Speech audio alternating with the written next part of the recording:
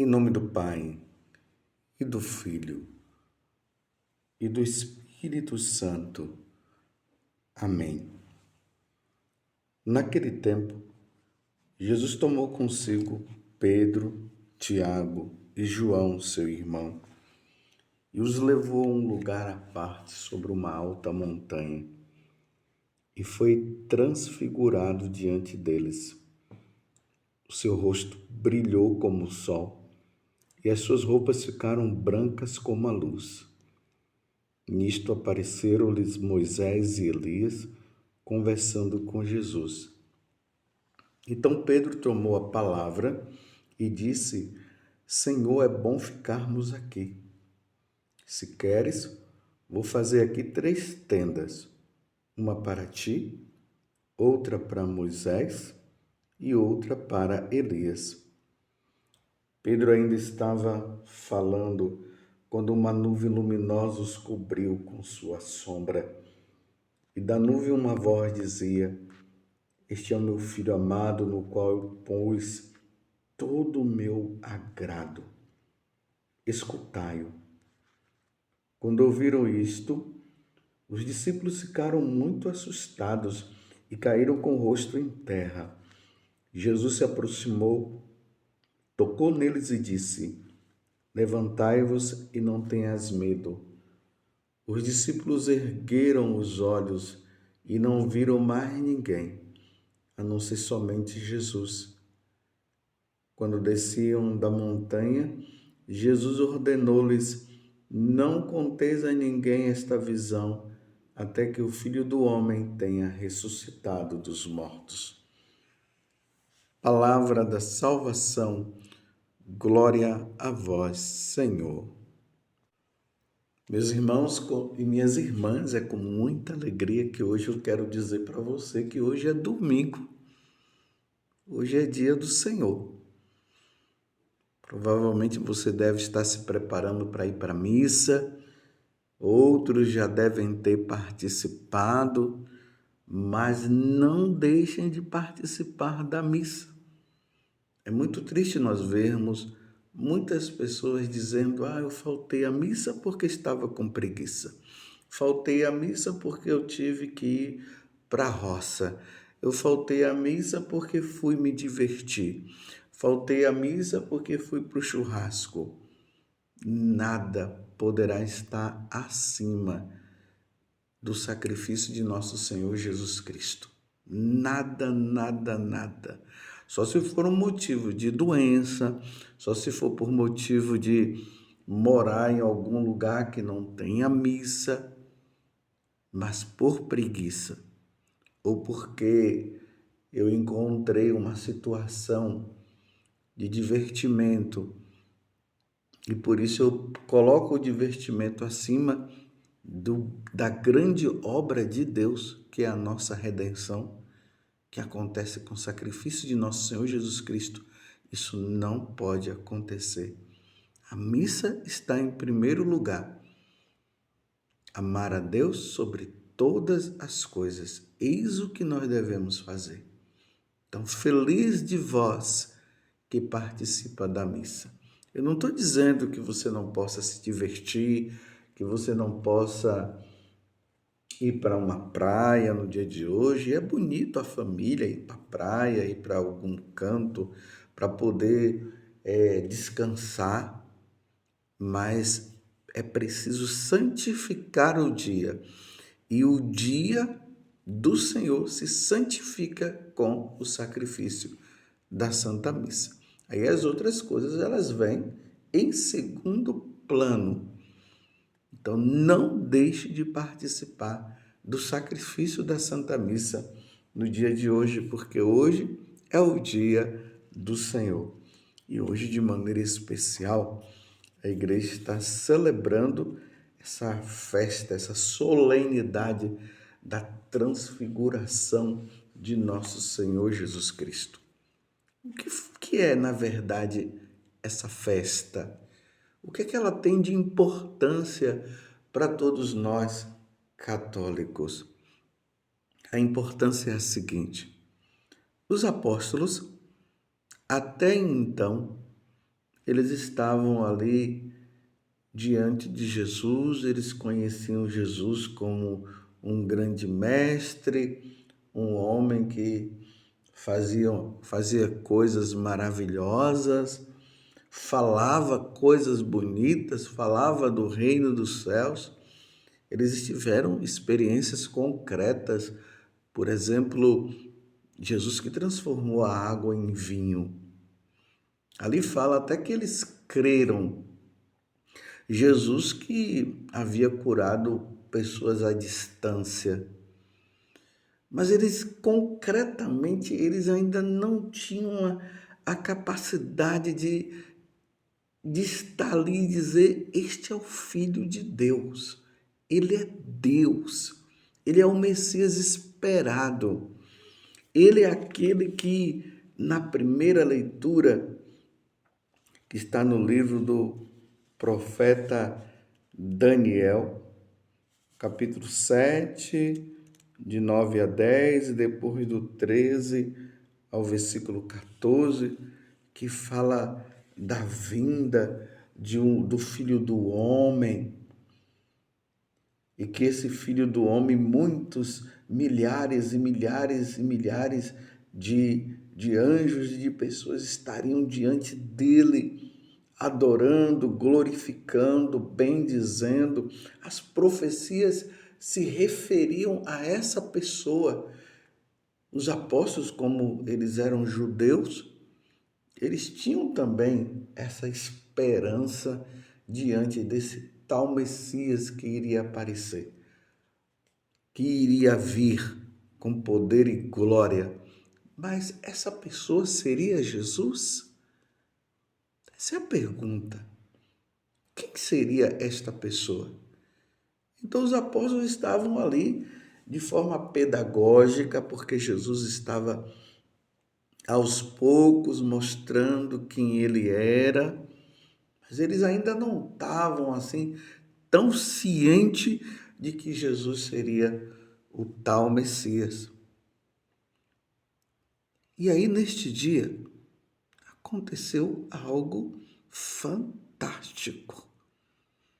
Jesus chamou Pedro, Tiago e João, e é importante notar que sempre quando Jesus tinha algo assim importante, ele chamava esses três, Pedro, Tiago e João, e foram para uma alta montanha.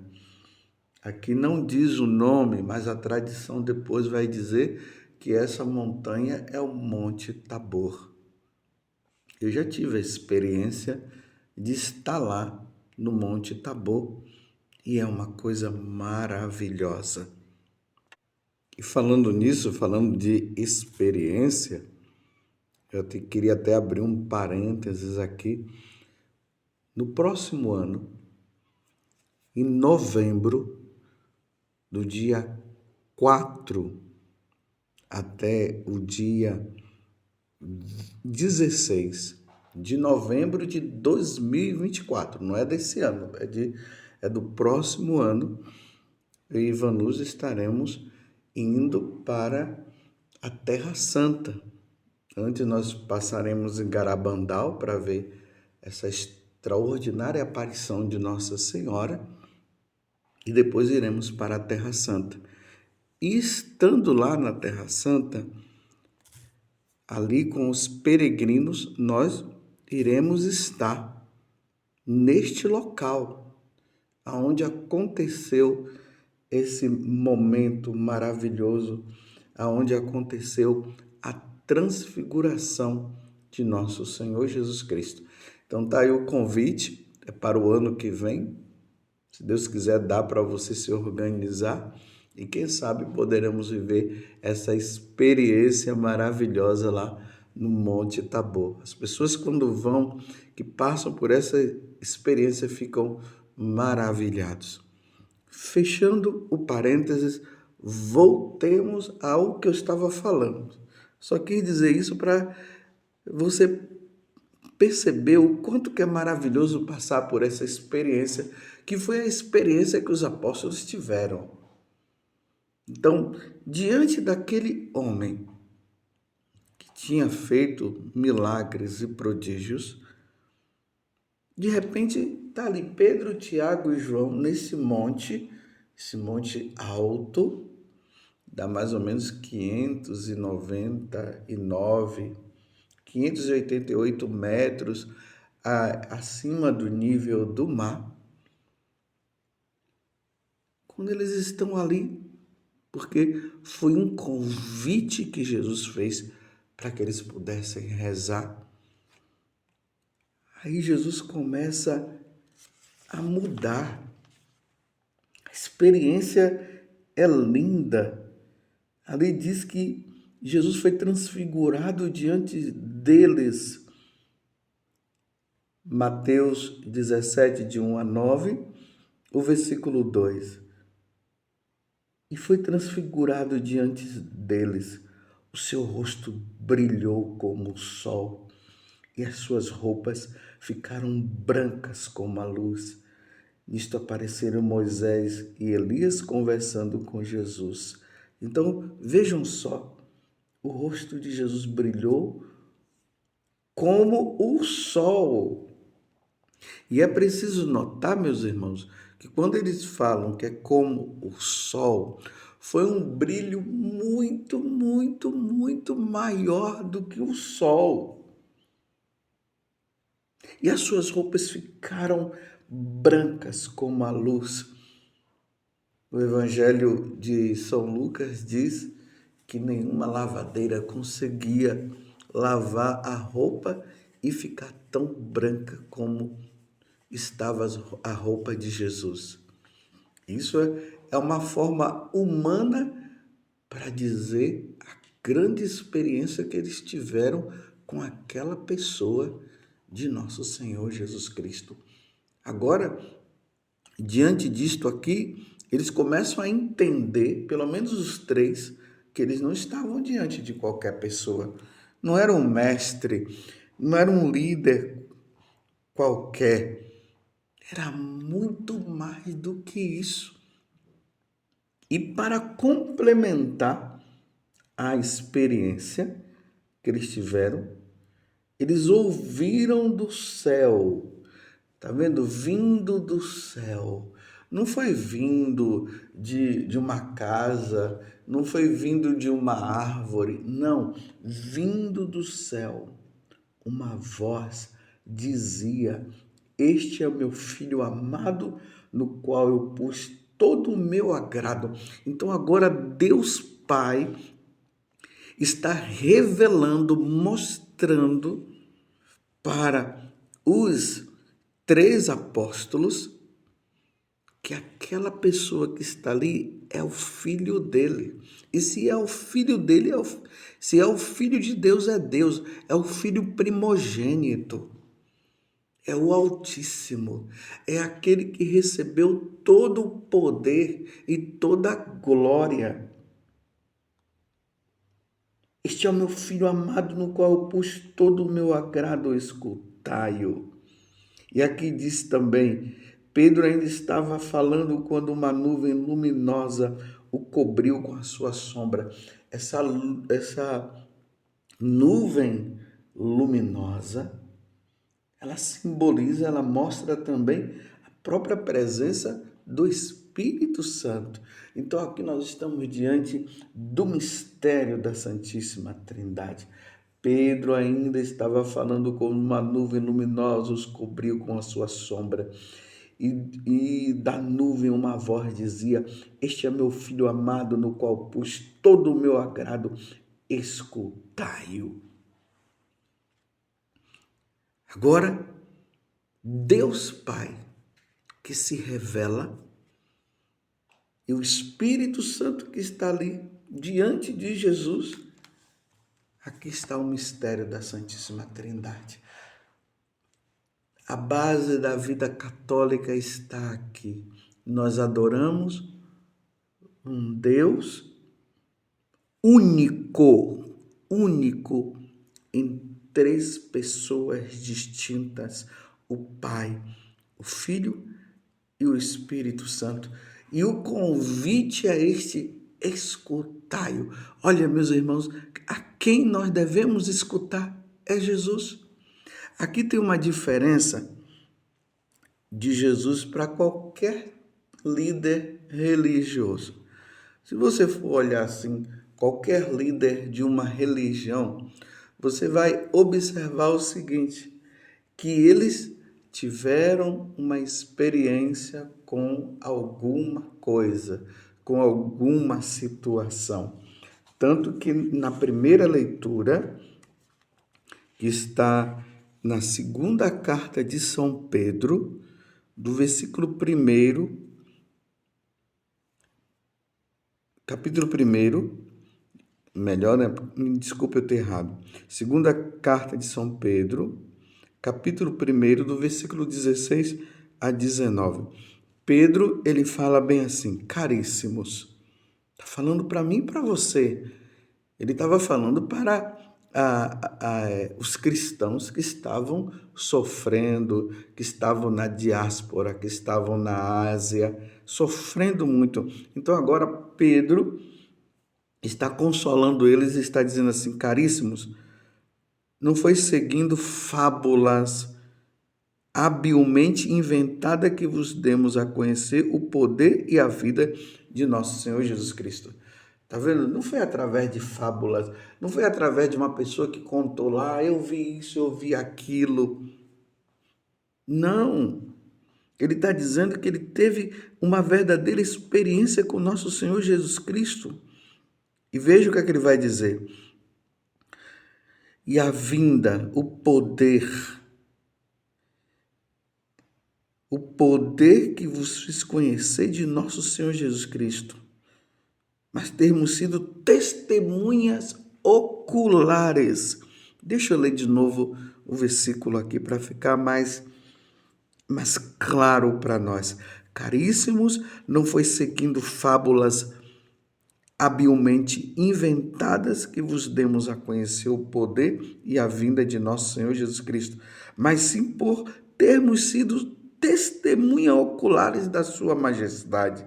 Efetivamente, ele recebeu honra e glória da parte de Deus Pai, quando do seio da esplêndida glória se fez ouvir aquela voz que dizia: este é o meu filho bem-amado, no qual ponho o meu bem-querer. Esta voz, Pedro está dizendo, nós a ouvimos vinda do céu, quando estávamos com ele no Monte Santo. E assim se nos tornou ainda mais firme a palavra da profecia, que fazeis bem em ter diante dos olhos, como lâmpada que brilha em lugar escuro, até clarear o dia e levantar-se a estrela da manhã em vossos corações. Então Pedro agora está contando essa experiência que ele teve para os cristãos que estavam sofrendo, para que os cristãos pudessem ter esperança na pessoa de nosso Senhor Jesus Cristo, não em fábula, não em história contada por pessoas, por líderes que disseram, eu tive uma experiência, e as pessoas agora começam a seguir esses líderes e até tratam até esses líderes como Deus. Com os apóstolos foi diferente. Eles tiveram a experiência com a própria pessoa de nosso Senhor Jesus Cristo. Jesus era a experiência e é a experiência. Jesus é Deus, é a Ele que nós devemos seguir. Você está entendendo? Nós não podemos, meus irmãos, seguir pessoas que estão dizendo, primeiro, que elas dizem que elas são deuses, segundo, elas dizem que elas tiveram experiência com um Deus lá. Mas que Deus foi esse? Que Deus foi esse? E aí vão fundando religiões e seitas e tudo mais. E aí vão atrás de árvores, vão atrás da terra, e vão dizer que a terra é Deus e tudo mais. Isso é panteísmo. Atribuir a seres, as árvores, as criaturas, a Deus e dizer que tudo isso é Deus. Você compreende? Os apóstolos tiveram a experiência com o verdadeiro Deus. E eles ouviram a voz que vinha do céu. Este é meu filho bem amado. Nele eu coloco o meu bem-querer. Ouviu. É a Jesus que nós devemos ouvir, nós devemos escutar nosso Senhor Jesus Cristo, que se revela e que continua falando a nós através das Escrituras Sagradas, através da igreja, através dos santos padres. É nele que está a nossa vida. Nós seguimos, meus irmãos, o Deus único e verdadeiro. É nele que está a nossa salvação. É nele que nós colocamos a nossa vida. Como disse Tomé, meu Senhor e meu Deus. Deus é rei, está dizendo o Salmo 96. É o Altíssimo, muito acima do universo. É Ele, nosso Senhor Jesus Cristo, a nossa vida está nele. E essa experiência que eles tiveram foi uma experiência maravilhosa. Sigamos nosso Senhor Jesus Cristo. A Ele o poder, a honra e a glória por todos os séculos dos séculos. Amém. Louvado seja nosso Senhor Jesus Cristo, para sempre seja louvado, e a sua mãe, Maria Santíssima.